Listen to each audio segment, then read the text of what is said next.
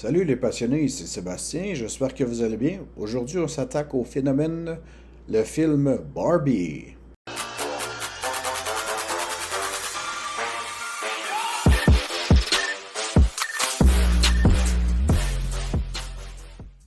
Dans le film Barbie, on suit le célèbre personnage titre. Dans le fond, Barbie vit à Barbieland, avec d'autres Barbie, bien sûr. Et elle, façon de parler, elle vit une vie parfaite, elle repousse les avances de Ken, ou de les Ken, façon de parler, parce que dans le fond, il n'y a pas juste une Barbie, et il n'y a pas juste un Ken. Donc, dans un sens, à un moment donné, alors qu'elle faisait la fête, eh bien, celle-ci se pose des questions sur sa vie, ou plutôt est en train de vivre une pseudo-crise existentielle, donc, ce qui va amener, ou plutôt pousser Barbie à quitter son monde de princesse et d'essayer de découvrir, de dire, OK, en tant que femme qui je suis, je dois découvrir ma voix. Est-ce que je suis vraiment, dans le fond, euh, une Barbie stéréotypée pour le reste de mes jours? Personnellement, moi, je suis pas le public cible pour voir Barbie, ok? Je vous avertis tout de suite. Donc, la simple raison pourquoi je veux voir le film Barbie, c'est uniquement pour Margot Robbie et Ryan Gosling. Je considère que le casting a été très bien choisi pour interpréter, dans le fond, euh, Barbie et Ken. Également, les décors. Je veux dire juste la vision, comment ils ont voulu créer Barbie Land, c'est vraiment impressionnant. Les décors, grandeur nature, façon de parler, la maison de Barbie, t'as l'impression euh, de voir une grande maison de poupée en grandeur nature. C'est quand même relativement très bien fait. Il y a énormément de roses et de couleurs hyper pastel dans ce film-là. Donc, on s'attend à ce que ce soit vraiment coloré. Et également aussi pour ce qui est de la bande son, la chanson I'm Just Ken, qui va devenir d'après moi un futur classique. Les chansons de Billie Eilish et de Dua Lipa, Dance the Night, dans la célèbre séquence de danse, ça en vaut le coup. Croyez-le ou non, le film est en développement depuis plusieurs années, donc avec même des actrices telles que Anne Hathaway en Barbie. Mais Amy Schumer en Barbie, excuse-moi une seconde. Non, merci, je ne veux pas voir Amy Schumer Barbie sous aucune considération. Bon, je vais maintenant passer au point mitigé. Je vais vous avertir tout de suite. Vous allez devoir prendre ma critique, mon opinion au deuxième, troisième, cinquième degré, ok? Moi, personnellement, je vous exprime comment que je me suis senti en regardant le film, étant donné que je ne suis pas le public cible. Peut-être que j'ai raison, peut-être que j'ai tort, peut-être que j'ai aucunement compris le message qu'on a essayé de me faire passer dans ce film-là, mais bon, c'est qu'une simple opinion. Les goûts, ça se discute pas. On commence avec la séquence d'ouverture. Une séquence d'ouverture, dans le fond, on voit des fillettes jouer avec des poupées Barbie et on voit l'arrivée grandeur nature de Margot Robbie en Barbie. Et bien sûr, les petites filles démolissent les poupées, blablabla. Bla, bla. Bon, ça nous dit, ah, depuis la nuit des temps, on joue aux poupées, blablabla. Bla, bla, bla, bla.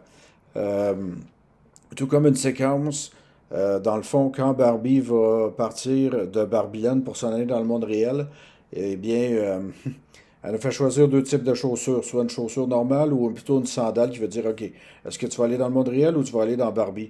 La seule chose qui m'énerve là-dedans, bon, ça c'est un point de vue vraiment personnel, mais c'est que en faisant mention à la séquence d'ouverture et le choix de chaussures, excusez-moi là, mais je dois vous le dire tout de suite, c'est ce qui s'appelle littéralement vomir, cracher sur l'héritage de Stanley Kubrick ou des frères Wachowski. Je trouve ça insultant, affreux de voir que, bon, je comprends qu'on puisse mettre une référence ou deux à des films, mais euh, de prendre des films tels que la Matrice ou 2001, l'Odyssée de l'espace, c'est pratiquement irrespectueux.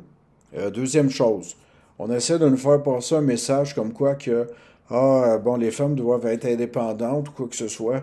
Et bon, je respecte ça. Les femmes doivent trouver leur voie. Ils doivent, façon de parler, se démêler du stéréotype de Barbie. En tout cas, bon, vous imaginez un peu le message. Mais ce que j'ai trouvé vraiment insultant là-dedans, ben, en tout cas, c'est mon point de vue. C'est comme quoi que, euh, bon, prenez ça vraiment comme vous voulez. J'avais l'impression des fois que, façon de parler, bon, t'as les Barbies qui font des métiers, qui ont des métiers genre médecin, dentiste, architecte, blablabla. Bla, bla. Et dans le fond, Barbie se rend dans le monde réel et évidemment, c'est pratiquement juste un milieu d'hommes où bon, les hommes font tout ce qu'ils veulent ou ils agissent pratiquement comme pas des sexistes ou des machos. Je pense que quand Barbie arrive à Los Angeles, elle se fait taper sur les fesses. Bon, vous voyez le genre un peu là.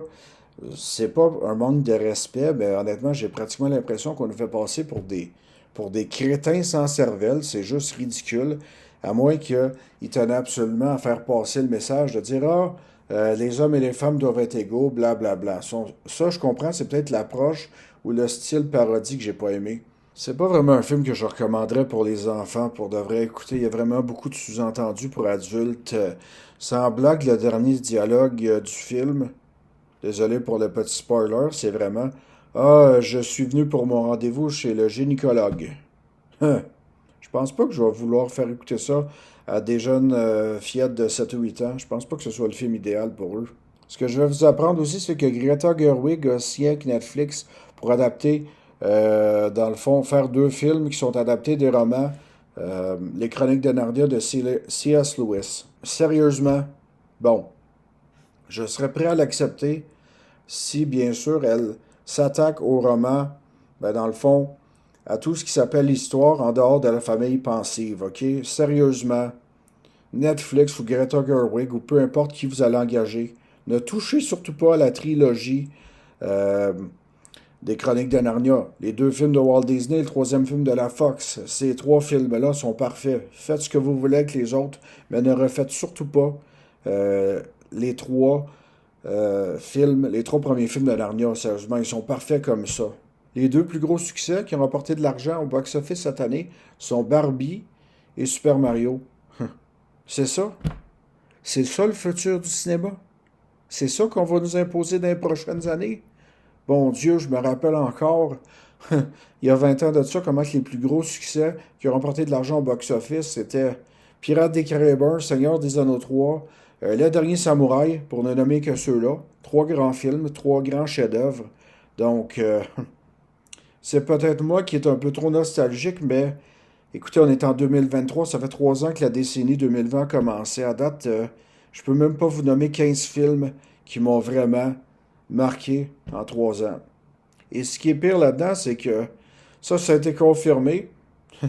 Mattel va se faire la banque, façon de parler. Il y a, en ce moment, en développement, 45 films adaptés sur les jouets Mattel. 45 films. Ah, Seigneur. Excusez-moi.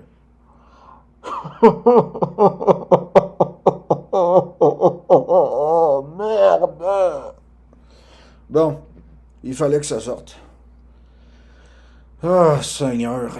Donc, c'était ma critique sur le film Barbie. Si vous aimez ce film-là, tant mieux. Ce film-là n'est pas un ratage complet, mais disons que pour faire passer un message un peu trop fort, eh bien, j'ai été vraiment déçu par le film. Et ce qui me déçoit encore plus, malheureusement, à cause d'une question de droit, eh bien, à part peut-être pour le générique de fin, on n'a pas la célèbre chanson I'm a Barbie Girl du groupe Aqua. Si vous avez apprécié la vidéo, n'hésitez pas à mettre un petit pouce en l'air, commenter, partager celle-ci et de vous abonner sur la chaîne YouTube et Facebook l'Odyssée des Passionnés. C'était Sébastien qui vous souhaite à tous un bon film et à la prochaine. Bye bye!